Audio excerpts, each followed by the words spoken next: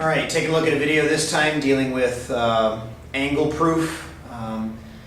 I can't give you every formula there is, or I can't give you a formula to be able to go through and do this. There's certain guidelines you need to go through. I mean, there's a little bit of a formula, but every problem's different. I'm not going to be able to sit here and tell you, always do it this way, because then you would just be copying down what it was that I said. They're going to vary and they're going to change.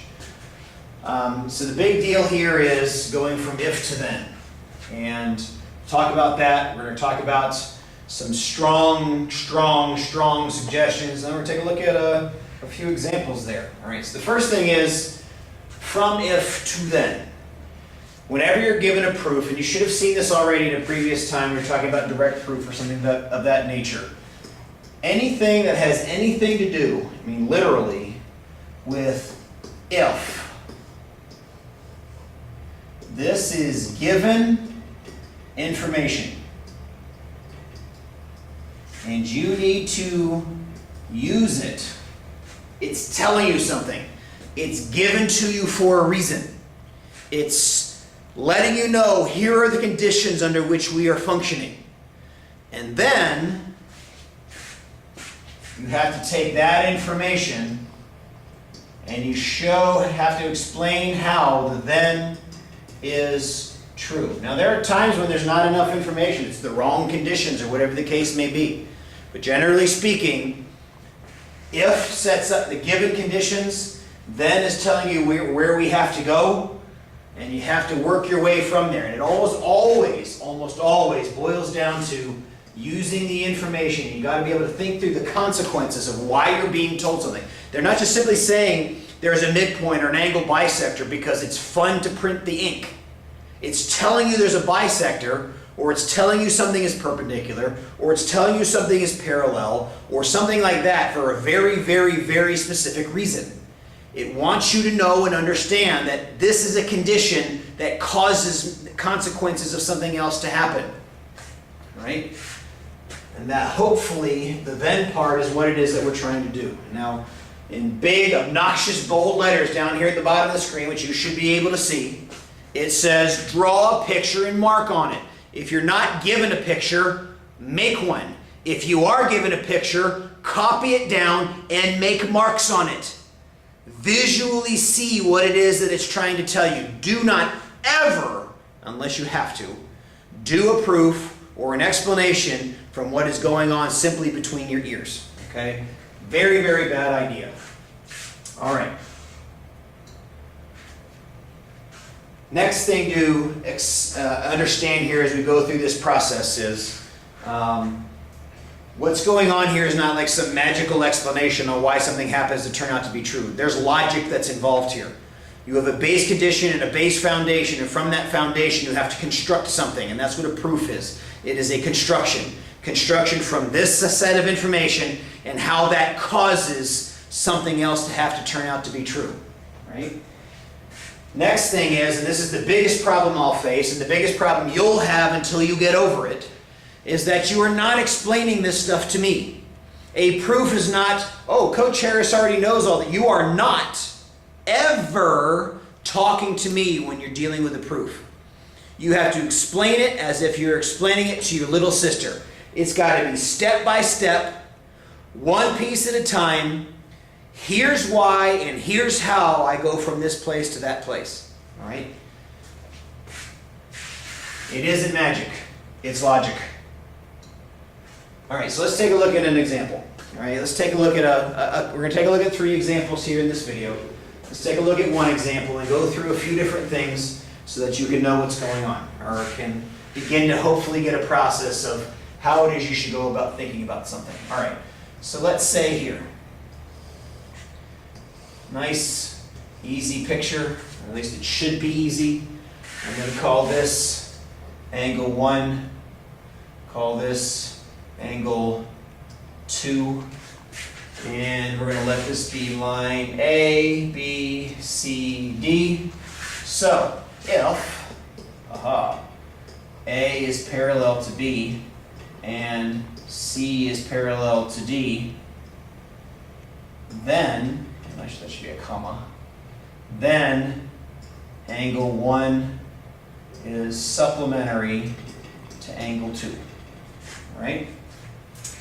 Now I'm going to add in some more numbers as I go through here, and you are allowed to do that. Something that allows you to be able to help the explanation. Now you can't use, the picture itself is never the explanation, but it can be referred to in order to get an explanation going. All right, so the first thing I need to do before I ever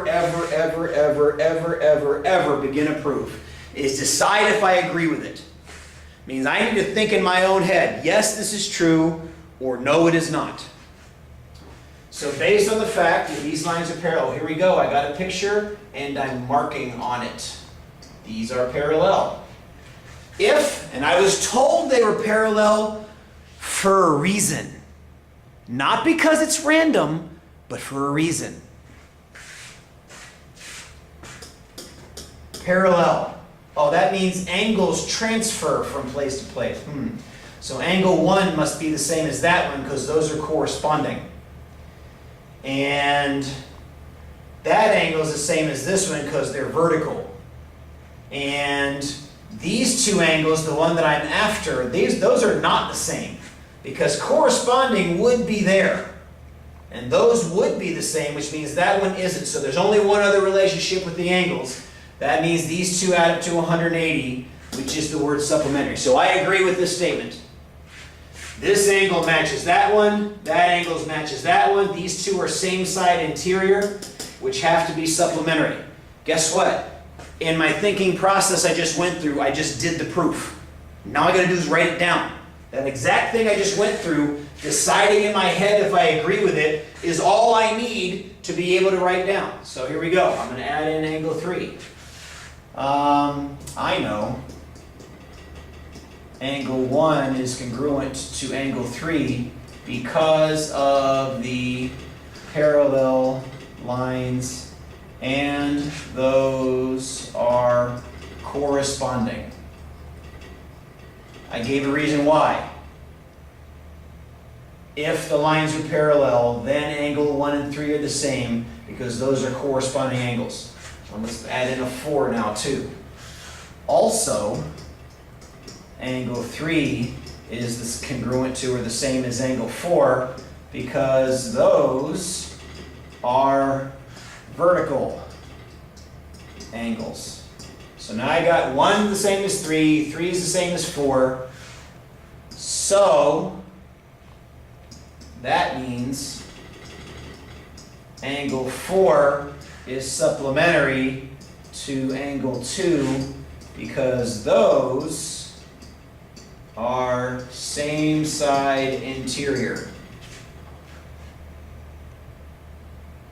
All right? Now it's just a question of substitution. If 4 is supplementary with 2 and 3 is the same as 4, 3 must be supplementary to 2. And if 1 is the same as 3, 1 must be supplementary to 2. So angle 1 is supplementary to angle 2 because it is congruent to angle 4. I'm done. I took my parallel information, I turned it into what I needed to know about the angles.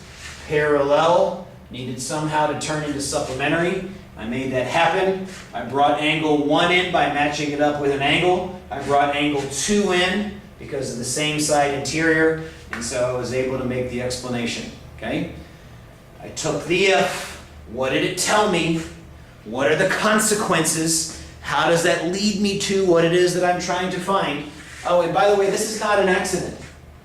If you don't know your parallel, perpendicular, vertical angle stuff from a previous unit, you can't do this. You got to remember what vertical means. You got to remember what corresponding means. You got to remember what same side interior means. In fact, you got to remember what parallel means. And if you didn't do that, this is going to be tough. So it's not an accident. And it's not a test for a month ago. It's now. This is math. Just because you learned it a month ago doesn't mean you don't need it now. All right, off the soapbox. Here we go. Example 2. All right, let's see here. How about this one this time? Well, this is a good one. I like this one. 1, 2, 3, 4. This one's nice and simple. If angle 2 is the same as angle 3, or where we use it as congruent, then angle 1 is congruent to angle 4. Step 1, draw a picture. Did it. Step 2, mark on it. Angle 2 is the same as angle 3. Nice. Huh. Now, do I agree with the statement? Well, 2 is the same as 1 because those are vertical angles. And 3 is the same as 4 because those are also vertical angles. So that must mean if 1's the same as 2 and 2 is the same as 3 and 3 is the same as 4, that 1's the same as 4. That's what I'm after. Here we go. So what did I have to say? I had to say angle 1 matches angle 2 and angle 3 matches angle 4 because those are vertical angles which have to be congruent. So that means 1 matches 2 matches 3 matches 4 because of 2 being the same as 3, so that draws everything together. So angle 1 is the same as angle 4 by, you can say, substitution or transitivity. Transitive means it transfers from one place to the next. That one was easy. Not a big deal. Take what you're given. What are the consequences? If the picture's helping you out, you have vertical angles or something else that allows you to be able to make the connections between them so that you can do your proof. All right, last but not least, let's take a look at another example. Let's say here.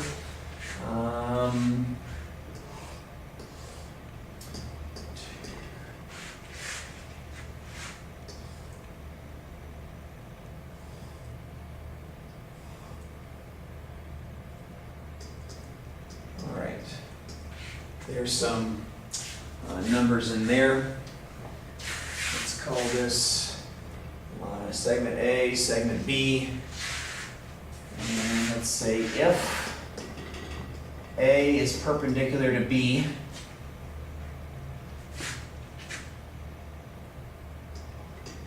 and angle 2 is the same as angle 4, then angle 5 is the same as angle 1. All right, so there it is. Let's do some marking. A is perpendicular to B. That consequence means I have a right angle somewhere. All right, then I also know that angle 4 is the same as angle 2. All right, no big deal. Got that marked off. Now I got to see if I agree with this statement. All right, so 2 kind of goes with 1. So we'll do a little work here. Measure of angle 1 plus the measure of angle 2 is 180 degrees.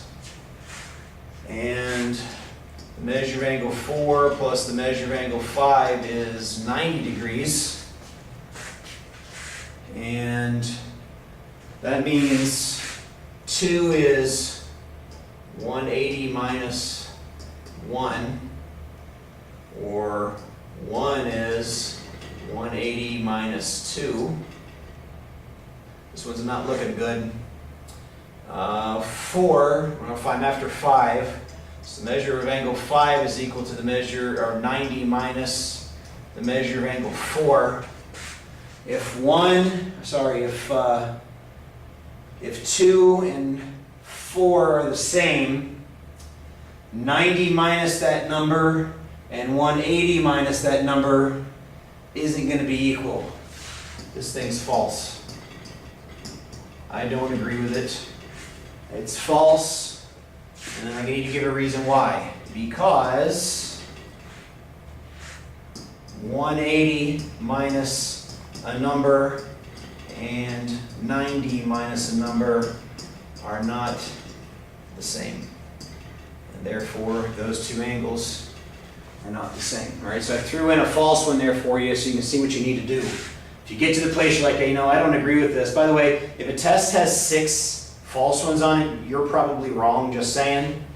But in this case, I threw a false one on here because, yeah, 2 might match 4, but the facts, the relationship between 90 degrees and 180 degrees don't leave this angle and this angle to be able to be the same. One's 180 minus this number, the other one's the other one minus the number, so I gave a reason why. I know this is false, there's not enough information, it's the wrong, or in fact, it's not even not enough information, it's plain wrong. Those 2 numbers can't be the same under these conditions. And so, got to tell why. This is not an answer, not able to do it, not enough information, this is patently false like it is in this case, and then give a reason why. How do you know that it turns out to be false? It's called a counterexample or an explanation on why something is wrong, all right? I can't give you a formula for how all this works. You have to engage your brain. It's that plain and simple. There's no easy way out of this. The explanation has to be as if you're explaining it to a 2-year-old. And that's what has to go on here as you're getting ready to do this. Half a sentence isn't going to cut it. A whole sentence, 98% of the time, is not going to cut it. You got to be able to fully explain, based on this information, how do I end up here knowing this information is true as well? Got to know your definitions. Got to know your properties. It's not an accident for you to be able to work through and be able to do this stuff, all right? Sorry, but it's not easy, and it's something that you're going to have to work on and give your best effort at. Until next time, see ya.